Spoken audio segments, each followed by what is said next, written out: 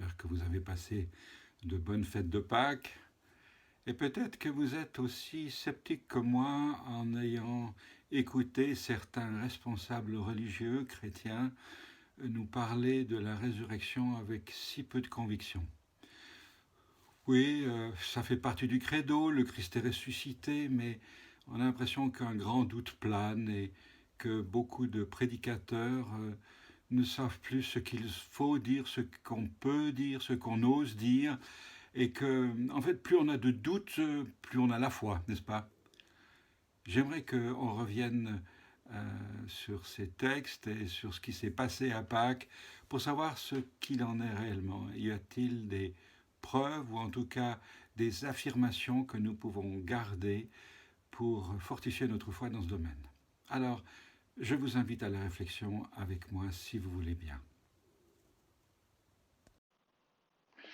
Alors voyons voir. Le Christ est-il vraiment ressuscité? Serait-il sorti du tombeau vivant? Un historien a surnommé la résurrection de Jésus le fait le mieux attesté de l'histoire ancienne.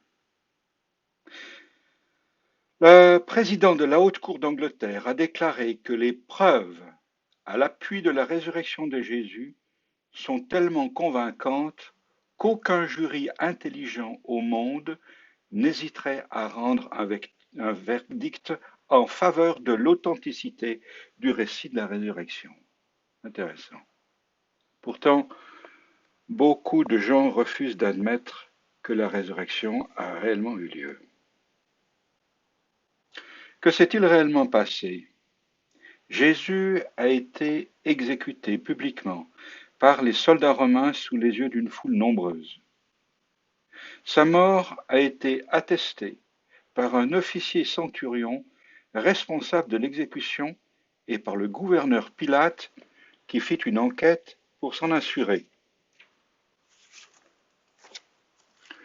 Pour en être bien sûr, un soldat lui a percé le côté avec sa lance. Il en est sorti des caillots de sang foncé et du sérum incolore, ce que ce témoin profane a pris pour du sang et de l'eau. Il n'existe pas de preuve médico-légale plus formelle que Jésus était bien mort le vendredi soir. Et ce n'est pas la fraîcheur du tombeau qui l'aurait ranimé comme l'affirment certains. Donc Jésus était réellement mort. Ensuite, que s'est-il passé? Jésus a été enseveli dans un tombeau neuf qui n'avait encore jamais été utilisé. Le tombeau était donc en parfait état et pouvait être facilement reconnu. Mais lorsque ses amis sont venus embaumer son corps le lendemain du sabbat, le dimanche matin, le corps avait disparu. Tous les récits sont unanimes sur ce point. Durant 3 années, ses ennemis avaient cherché à se débarrasser de Jésus. Aussi, quand il fut mort et enterré, ils prirent toutes les précautions pour le maintenir dans son tombeau. Ils y postèrent une garde et scellèrent la pierre qu'il fermait. Toutes ces précautions ne vont servir à rien parce que le matin de Pâques, le tombeau est vide. Alors de deux choses l'une, ou bien les hommes ont vidé le tombeau, ou bien Dieu a réellement ramené son Fils de la mort à la vie. Quels sont ces hommes? Seraient-ce ses ennemis? Certainement pas. Ils étaient trop contents de le savoir hors circuit. C'était certainement à contre-cœur et dans la crainte qu'ils vont faire courir le bruit que ce sont ses disciples qui l'ont enlevé. En effet, voici ce qui nous est dit. Pendant que les femmes étaient en chemin, quelques hommes de la garde entrèrent dans la ville et annoncèrent aux principaux sacrificateurs tout ce qui était arrivé. Ceux-ci, après s'être assemblés avec les anciens et avoir tenu conseil, donnèrent aux soldats une forte somme d'argent, en leur disant « Ces disciples sont venus de nuit le dérober pendant que nous dormions. » Et si le gouverneur l'apprend, nous l'apaiserons et nous vous tirerons d'affaire. Les soldats prirent l'argent et suivirent les instructions qui leur furent données, et ce bruit s'est répandu encore aujourd'hui parmi les Juifs.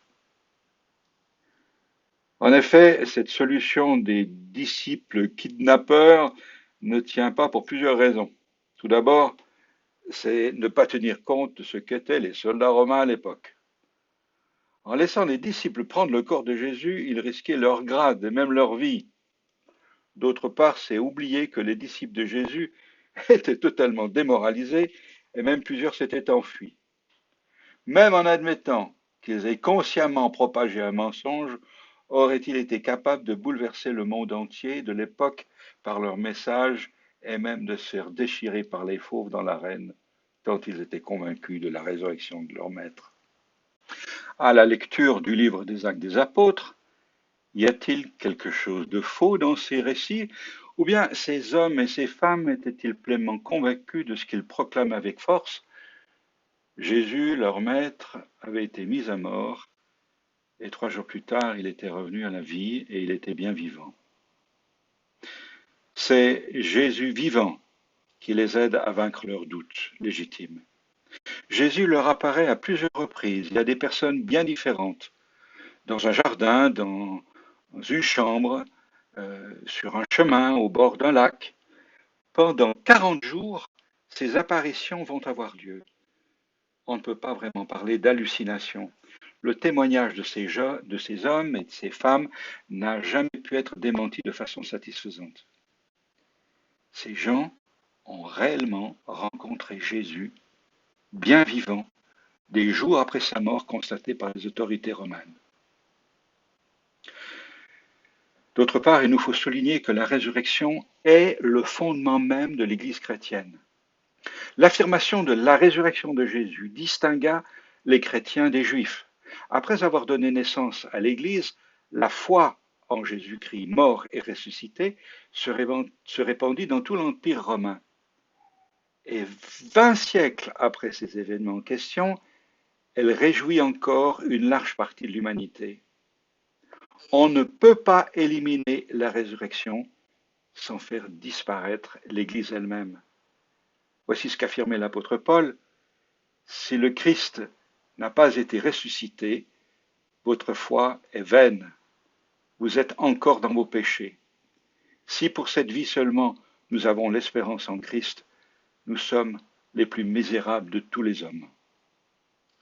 Si l'Église n'avait été fondée sur cette réalité, il y a longtemps que cette croyance aurait fait naufrage.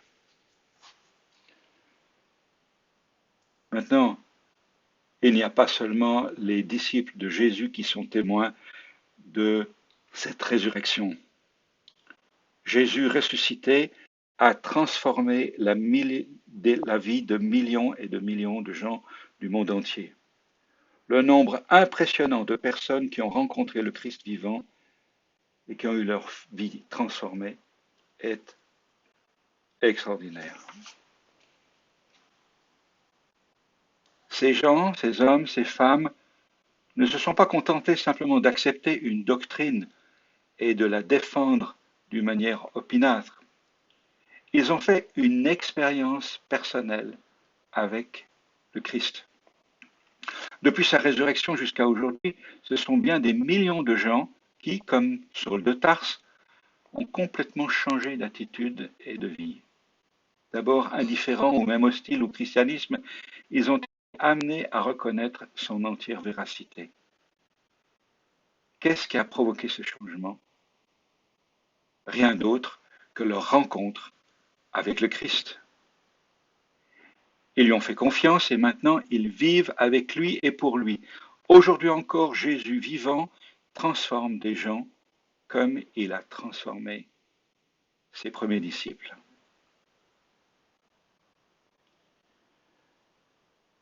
Il a aussi transformé ma vie et ça dure.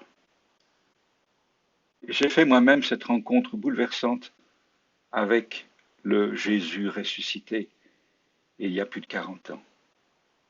Et d'autres comme moi ont fait cette merveilleuse expérience. Je me souviens avoir entendu Alain Decaux, historien bien connu, qui donnait une conférence il y a bien des années en Belgique. Et quel plaisir de l'entendre à la fin de son exposé magistral changer de ton et dire maintenant, ce n'est plus l'historien qui vous parle, mais le croyant qui a rencontré le ressuscité. En relisant les évangiles, nous pouvons examiner soigneusement toutes les pièces du dossier.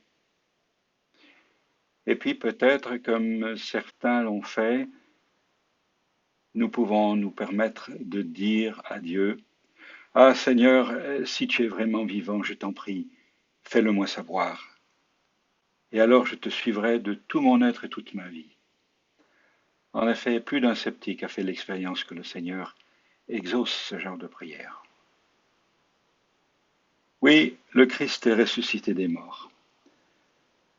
Nous nous trouvons en présence de la nouvelle la plus extraordinaire de tous les temps.